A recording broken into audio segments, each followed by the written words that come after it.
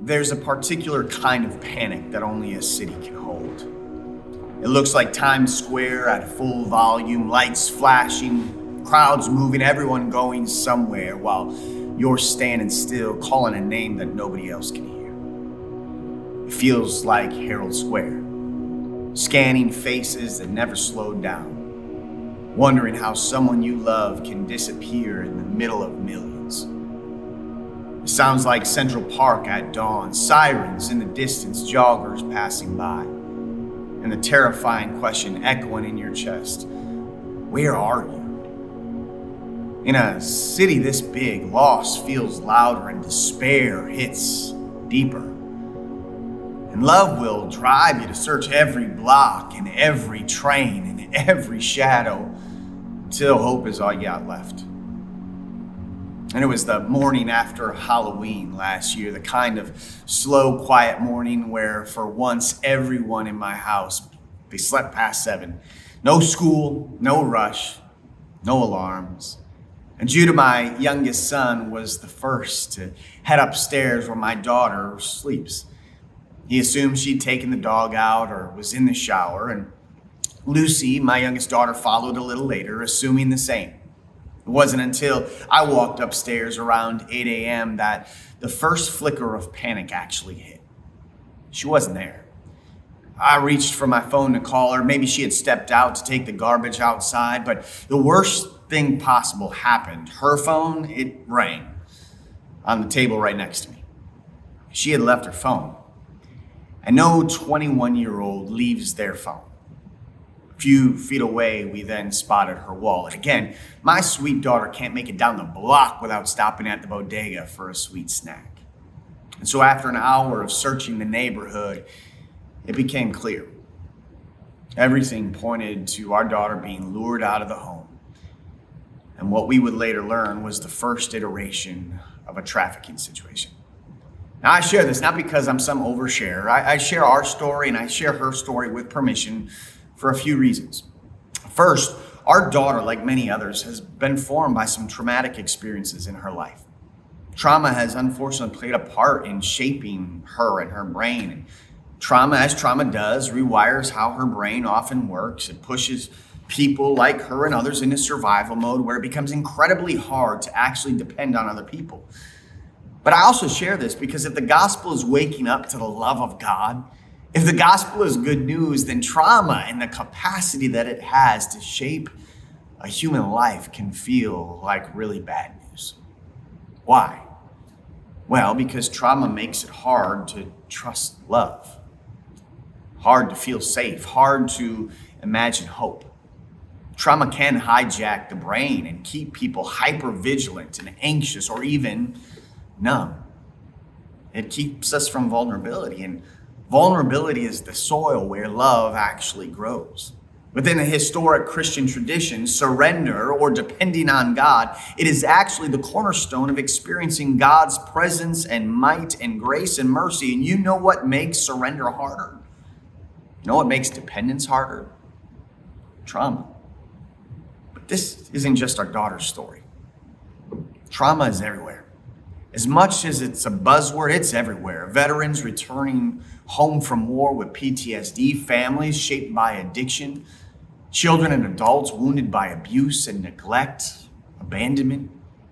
So many of our Mosaic folks raised or from violent and unstable and war-torn places around the globe. Trauma doesn't just blind us to hope or love. It can blind us to God. Sin, whether something we do or something done to us, it has the power to distort reality. It keeps us independent. It keeps us guarded and self-protected. When the whole aim of this life with God is a vulnerable, dependent relationship with the one who made us and loves us. And this is exactly why Jesus came, the Good Shepherd. See, the heartbeat of the incarnation, God becoming human, it's God saying, I will not let you miss me. I will not let you be blinded to my love. I will come to you. I will heal you. I will open your eyes to a love deeper than you could imagine. I'm the Good Shepherd. So whether your wound or my wound is abuse or betrayal, whether it's rejection or abandonment, or just the quiet lie that you are what you do or what you have or what others think, or your best moment or your worst moment. I want you to hear this. The Good Shepherd, he's coming. For you, for me. And there's really good news for you, for me, and for my daughter in that. The first part of this good news is that the Good Shepherd actually calls me by name. He talks about this in John 10. Jesus says, the shepherd calls his sheep by name. I remember when Amanda, my wife, and I were brainstorming names for our first few children. We'd scan magazines and list the most popular baby names out at that moment. Well, I got a list for you today. Listen to the list of these popular names: Billy, Sean, Lloyd, Jeremy, Eugene. How about these most popular names? Sophie, Mary, June, Betty, Goldie. Anyone know what these names are? They're the most popular names farmers and shepherds gave their sheep this past year. I love Eugene.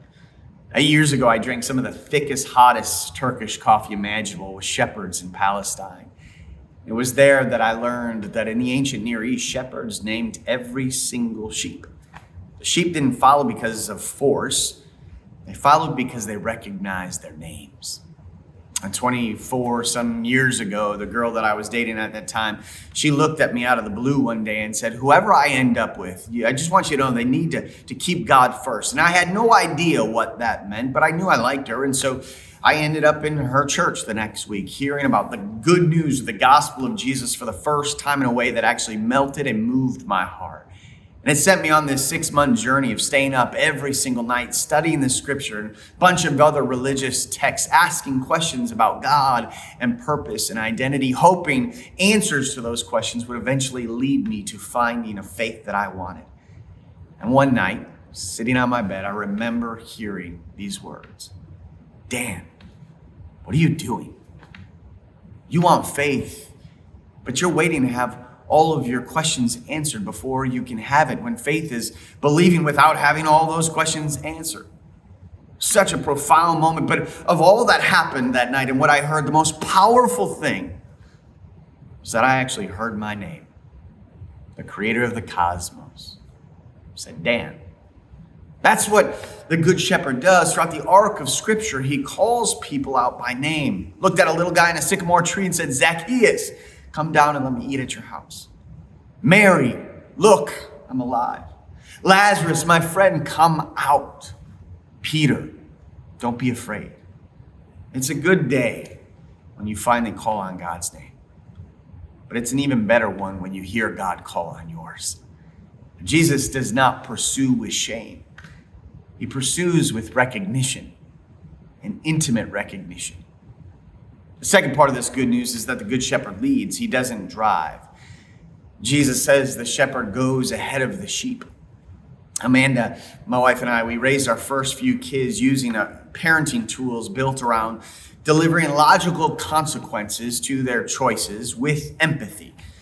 But when we started to foster children, many of them shaped by deep trauma, we realized that approach didn't always work. See, trauma-formed brains, they don't always respond to logical consequences or pressure that's coming to one's life. They can't learn until they actually feel safe. Now, you know this. New York is different. Because of the population density, we live among an ocean of traumatic experiences. Public mental illness because of the lack of private space, homelessness, violence, fear. My kids alone have seen people threatening to jump off buildings, helicopters crashing into the East River. They walk past those sleeping on the streets or experiencing overdose on a daily basis. But just because something becomes normal doesn't mean it isn't deeply formative. And this kind of trauma, this wouldn't have been foreign trauma to Jesus' first students, his disciples. They lived under occupation and threat and oppression daily from the Roman Empire. And so how does Jesus lead these people that are shaped by trauma? Not by force, but by presence. The Good Shepherd is dangerously safe. Dangerous because he will face wolves for the sake of the sheep. Dangerous because he dismantles unjust systems that have the potential to crush lives. Dangerous because he names lies that deliver death instead of life. But safe because he never forces. Safe because he doesn't drag. He draws. And this is a leadership that our moment is starving for right now. If we want the world to taste the grace of God, the love of Christ, we must sound more like Christ's love and presence and less like culture wars. But the third part of this good news is the Good Shepherd lays down his life. Jesus says over and over in the Gospel of John, I will lay my life down. I lay my life down for my sheep. 2 days into our daughter being missing, a television producer called us. He dropped everything and he cried behind the camera as we shared the story of our sweet daughter. And then he would leverage every relationship that he had. And within days, television stations across the country were showing her story. And then churches across New York, liberal churches, conservative churches, everything in between were mobilized. Friends took off work to look for her. Church members searched the streets. Even unhoused neighbors that I know looked for her throughout the shelter system. People exhausted themselves for a kid that wasn't theirs. And after 7 days, media pressure became too strong. And those that had her were forced to bring her back into the middle of the city. She was spotted by one of our friends, then released in that moment and came home moments later. But love costs something. Following the Good Shepherd means letting other people's hurt and trauma touch our own lives. It means vulnerability and risk. It means carrying people's hurts and their heaviness. From neighbors helping me field ransom calls, to our other children witnessing their parents who couldn't keep one of their siblings safe. I mean, there is cost. There's been cost. And Jesus shows us that cost by first absorbing the worst violence that humanity offered him. He did this on the cross to reveal the depth and height and width of God's love for us. And so, Mosaic, this week we follow the Good Shepherd into the city, into subway platforms and sidewalks, into shelters and sanctuaries, into boardrooms and classrooms and bodegas and back alleys. And we go, not to fix, but to be present. Not to force, but to listen. Not to conquer, but to love. And we go dangerously safe, willing to face wolves, willing to absorb pain, willing to call people by name in a world and city that treats them like numbers. We go believing that the love of God still awakens hearts, that grace still disarms fear, and that the Good Shepherd is still calling, and that sheep are still listening.